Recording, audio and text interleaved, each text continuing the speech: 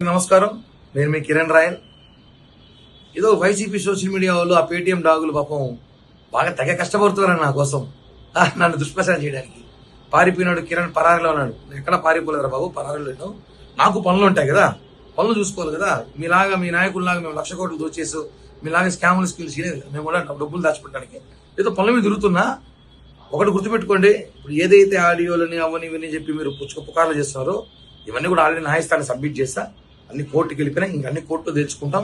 మీరు ఒక విషయం గుర్తుపెట్టుకోవాలి, సంభాషణలన్నీ కూడా వాస్తవాలు కాదు.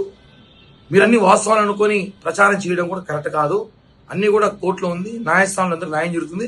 అట్ అ టైం నా దగ్గర కొన్ని సంభాషణలు ఉన్నాయి, నేను అవన్నీ న్యాయస్థానం వినిపిస్తా. ఇలా సోషల్ మీడియాలో పెట్టే చిల్లరగాడుగా నేను న్యాయస్థానం ముందు ఆల్రెడీ సబ్మిట్ చేస్తాను. అదే ఎవిడెన్స్ అన్ని కూడా అన్ని వెయిట్ అండ్ సీ ఏం జరుగుతుందో చూడాలి. మీరు అవసరం ఉంది కదా.